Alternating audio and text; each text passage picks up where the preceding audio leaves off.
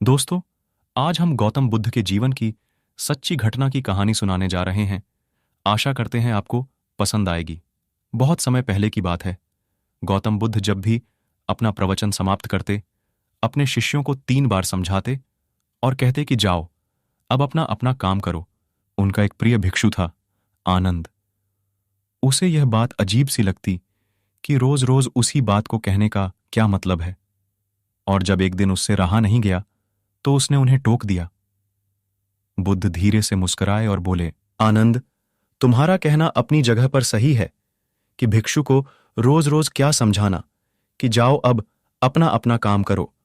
पर शायद तुमने यह ध्यान नहीं दिया कि धर्म सभा में सिर्फ भिक्षु ही नहीं, आसपास की बस्तियों के बहुत से लोग भी आते हैं। उनमें से बहुत से लोग ऐसे होते हैं जो पहली बार आए होते हैं। तो उनके लिए मैं यह बात 3 बार दोहराता हूं। पर यह स्पष्टीकरण भी आनंद के पल्ले नहीं पड़ा। इस पर बुद्ध बोले, आनंद, आज की सभा में जितने लोग बैठे थे, उनमें सन्यासी तो बहुत सारे थे, पर एक चोर और एक वेश्या भी थे। कल तुम ऐसा करना कि किसी एक सन्यासी उस चोर और वेश्या से जाकर मिलना और उनसे पूछना कि मेरी बातों का उन्होंने क्या अर्थ ग्रहण किया। यह सुनकर आनंद और आश्चर्यचकित हुआ कि इतने लोगों की भीड़ में बुद्ध ने चोर और वेश्या को एक नजर में कैसे पहचाना, और भला मैं कैसे जानूंगा कि वह चोर और वेश्या कहाँ रहते हैं। बुद्ध उसके मन की बात समझ गए।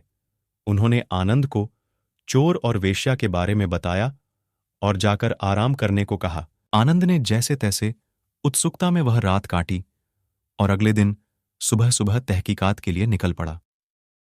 सबसे पहले वह एक सन्यासी के घर पहुंचा जो बुद्ध की धर्म सभा में नियमित रूप से आता था।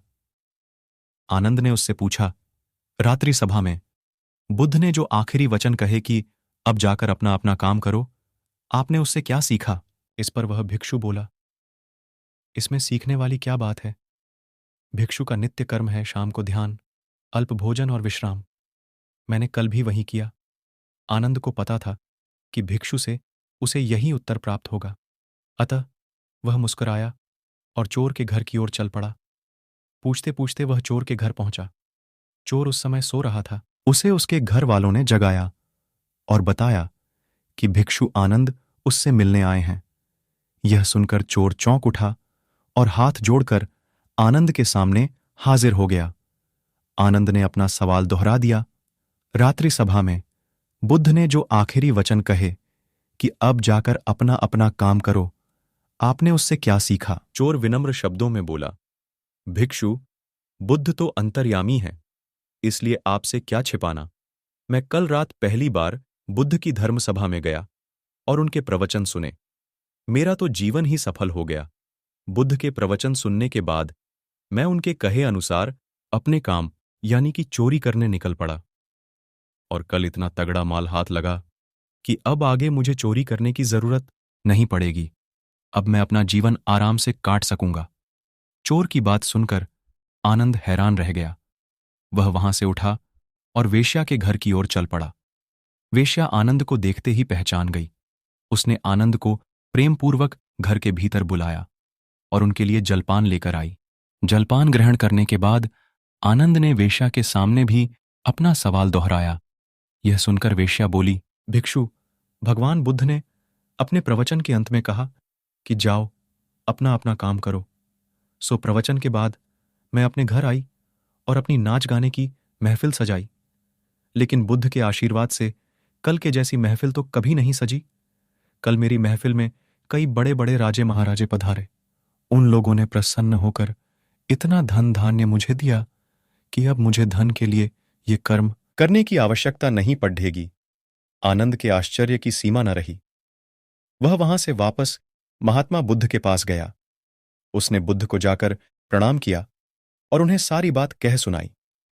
बुद्ध बोले, आनंद, इस संसार में जितने भी व्यक्ति हैं, सबके मस्तिष्क अलग अलग हैं। वे सभी लोग अपनी बुद्धि और क्षमता के अनुसार ही हर बात का मतलब निकालते हैं। इसीलिए मैं अपनी इस बात को 3 बार कहता हूं कि जाओ अब अपना अपना काम करो। इसके पीछे मेरी सोच यही है कि किसी के समझने में कहीं कोई कमी न रह जाए। लेकिन इसके बाद भी लोग उस बात का मतलब अपने अपने हिसाब से समझते हैं और इसका कोई उपाय भी नहीं है। इसीलिए यह सृष्टि ऐसी है।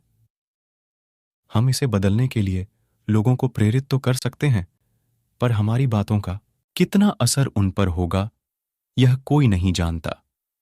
इसीलिए मैं सभी के साथ एक समान व्यवहार करता हूं और सभी को एक समान अपना अपना कार्य करते रहने के लिए प्रेरित करता हूं। दोस्तों, हम उम्मीद करते हैं कि आपको यह महात्मा बुद्ध की कहानी आपको पसंद आई होगी। और हां, इसे अपने फ्रेंड्स के साथ भी शेयर करना मत भूलिएगा, जिससे वे भी गौतम बुद्ध की कहानियों का आनंद ले सकें और इससे प्रेरणा हासिल कर सकें। धन्यवाद।